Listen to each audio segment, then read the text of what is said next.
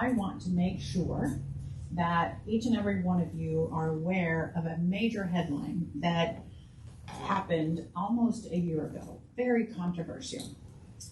And maybe you missed the headline, but country music star Dolly Parton was inducted into the Rock and Roll Hall of Fame. How many of you knew that? Yep. Right? It was a big story, wasn't it? Everybody was paying attention. It was outrage. There was scandal. How could the Hall of Fame overlook other great rock stars and choose Dolly Parton? She is not a rock and roll artist, right?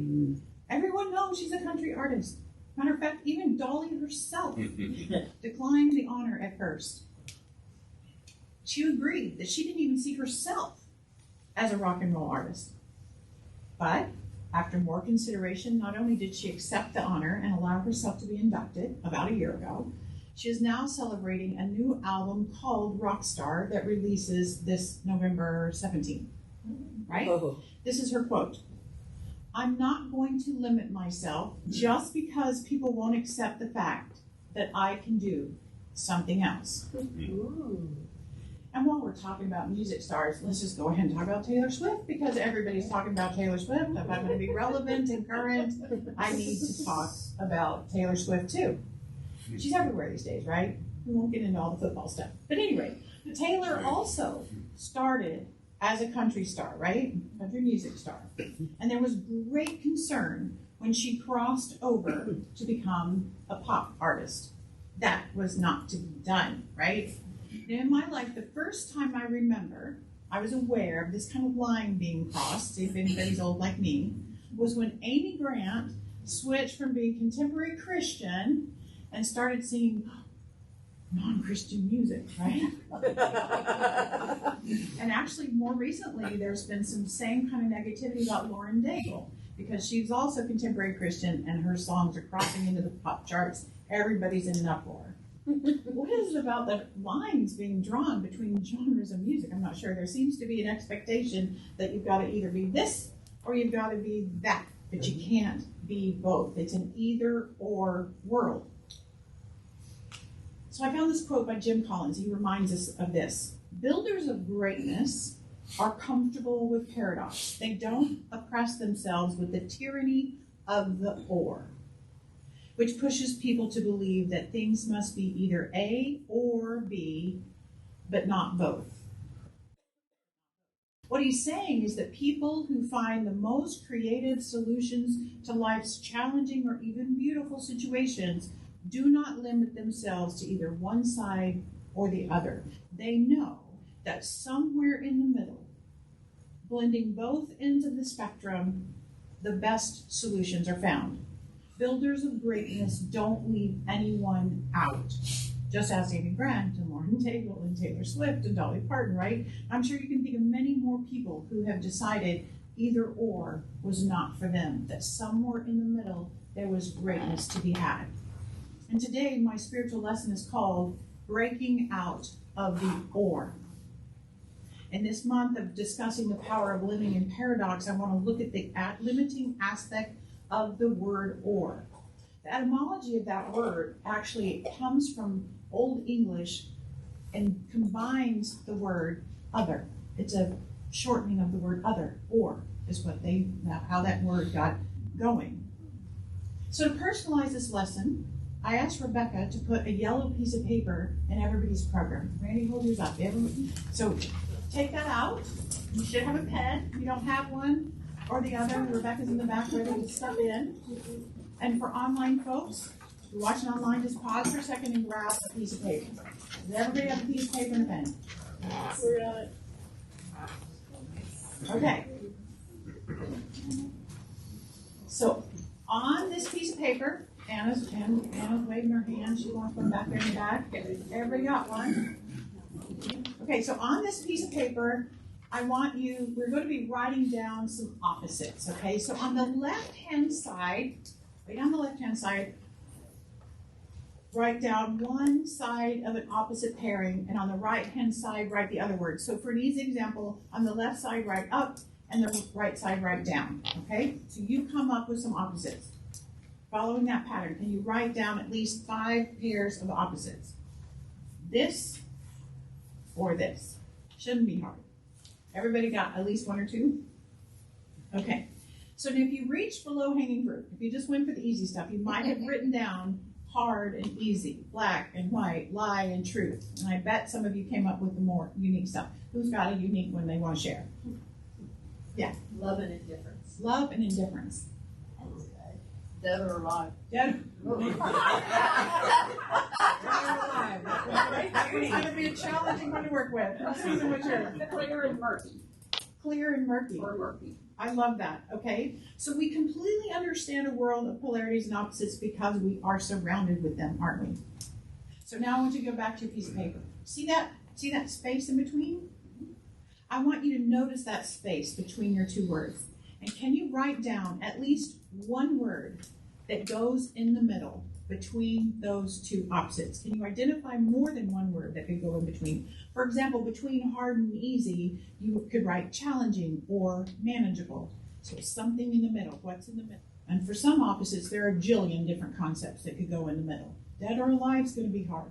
Like comatose. Sleeping. Mostly dead. Yeah. Headed on the way out. Mostly alive. Mostly alive. So if you're like me, I find the words in the middle way more interesting than the words on either end, right? They're more interesting because they contain what? Subtleties and nuances and interesting aspects of them.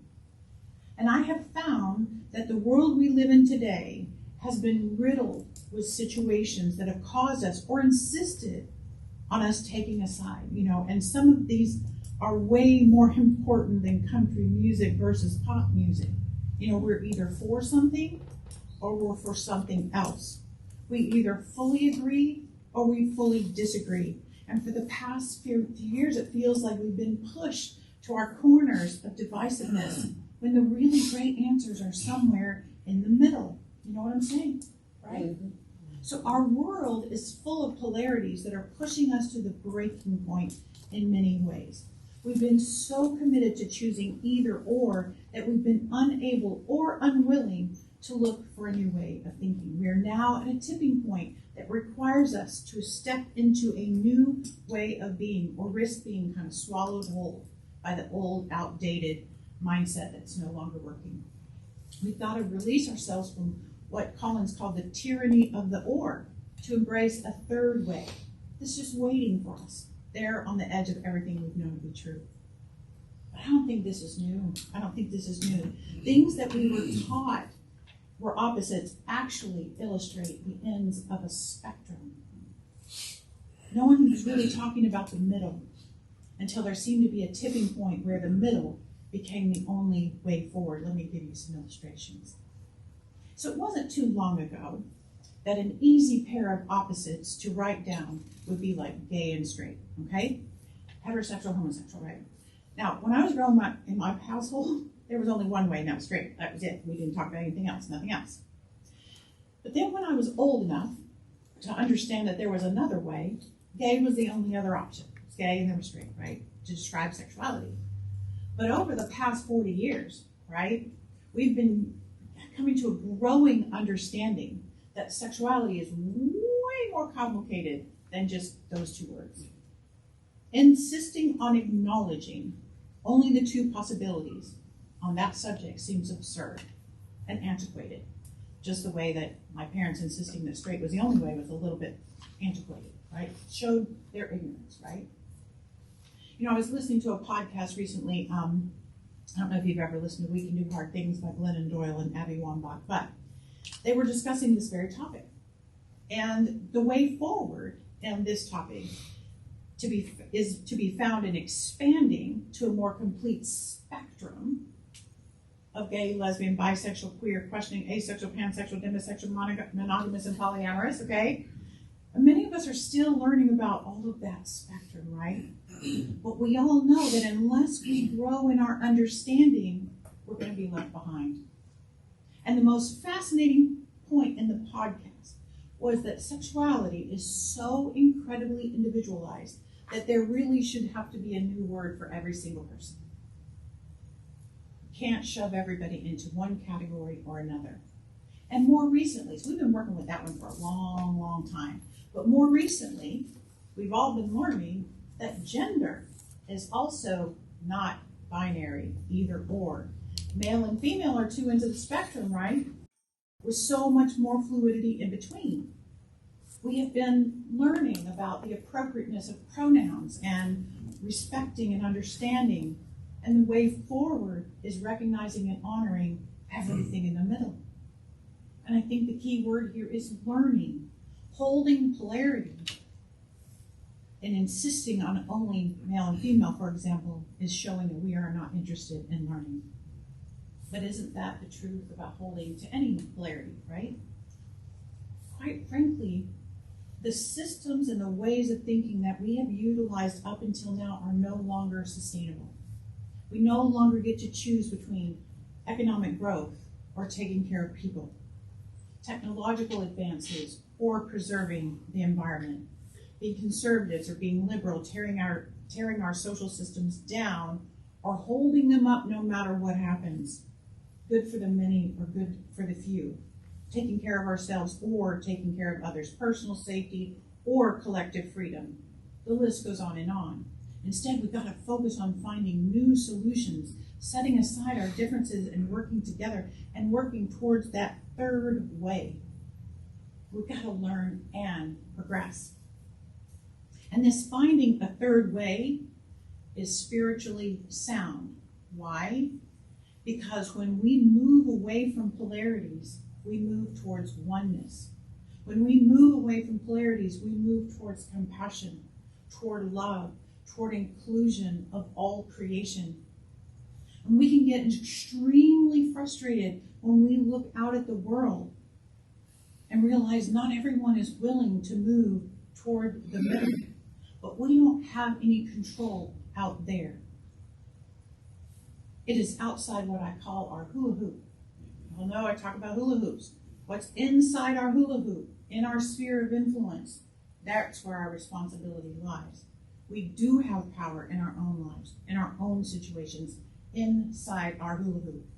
And at the same time, look for examples that a third way has been found and progress has been made in the world out there. Let's celebrate when politicians find a bipartisan agreement that moves us forward. Let's celebrate when technology is actually used to help the environment. Let's celebrate when we hear about Palestinians and Jewish people coming to help each other.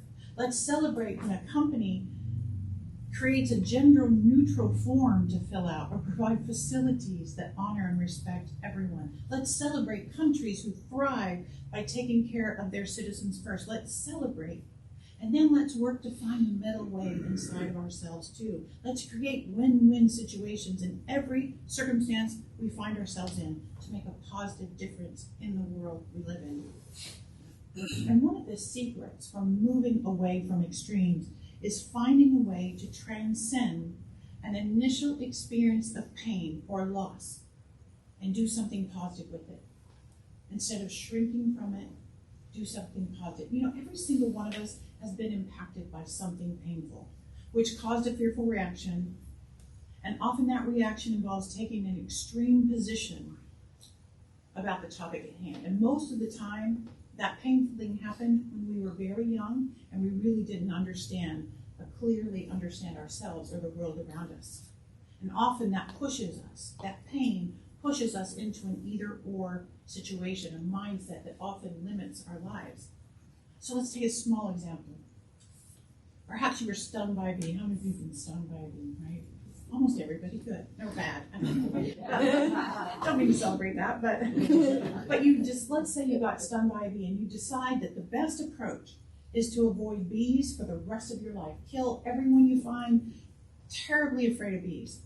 You could withdraw from your love of nature to make sure you do not encounter a bee and never ever understand the important role that bees play in the world.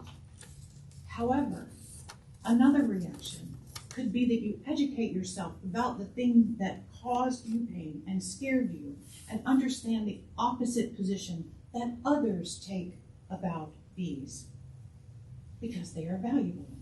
Bees are valuable, but also protecting the bees are valuable.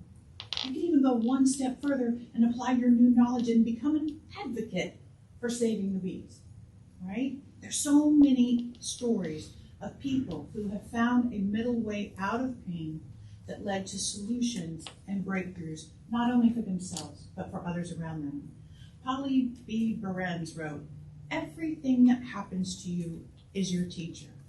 The secret is to sit at the feet of your own life and be taught by it." Read that again. Everything that happened to you is your teacher. The secret is to sit at the feet of your own life and be taught by it. So I was researching for this talk and trying to find an example of someone breaking out of a painful situation that could have caused them to go either or. And I found the story of a man named Alan Klein. He's from San Francisco, California. He's now in his 80s, but many years ago, about 40 years ago, his 34-year-old wife died of a rare liver disease. And when she died, their daughter was 10, and he was the co-owner of a silk screening business of all things in San Francisco. And this painful loss, this painful, unexpected death of his young wife, it was so painful. But after any painful experience, we're faced with a choice.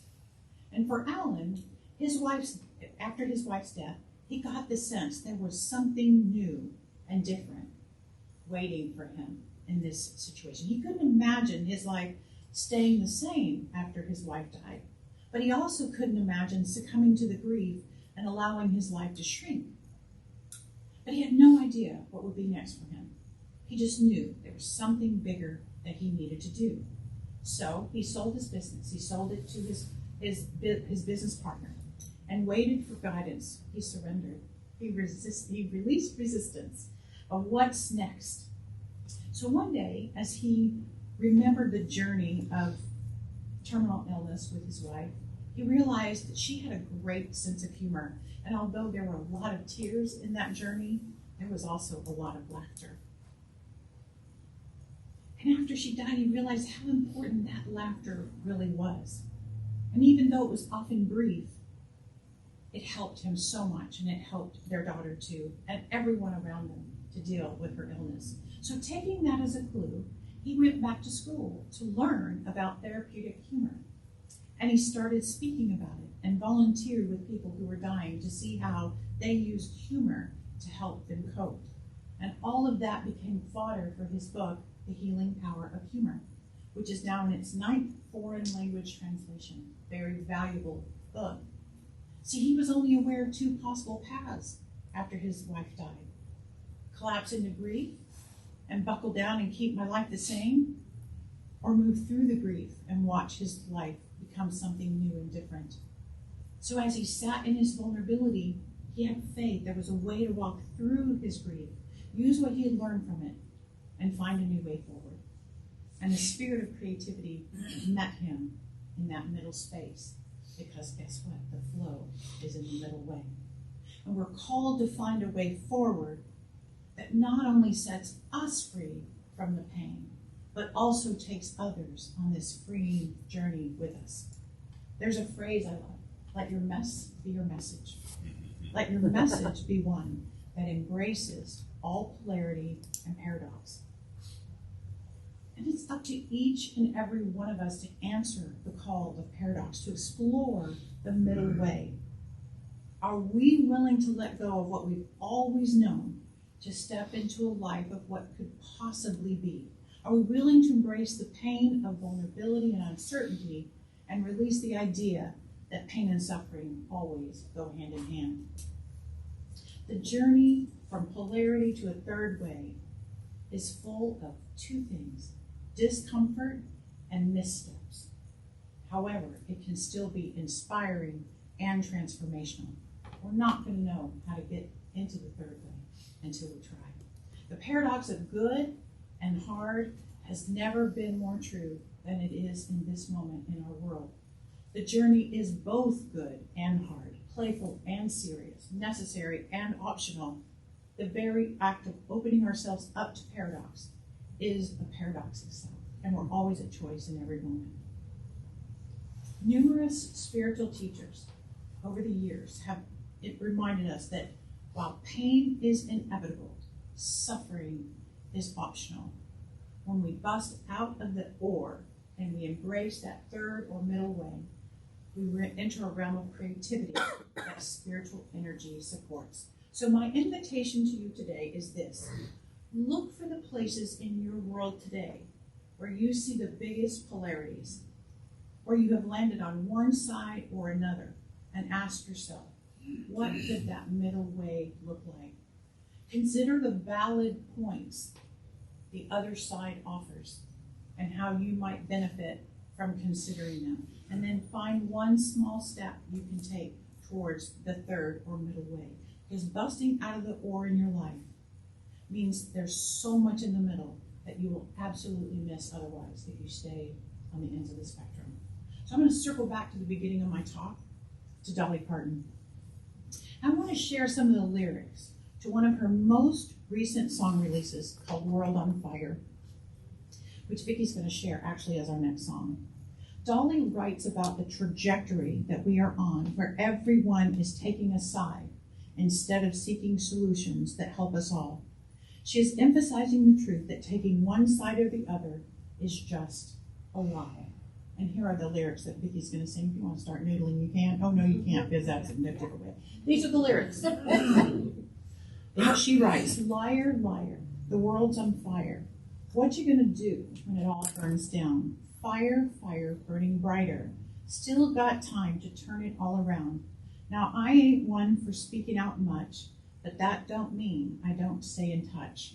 Everybody's tripping over this or that. What are we going to do when we all fall flat? I don't know what to think about us.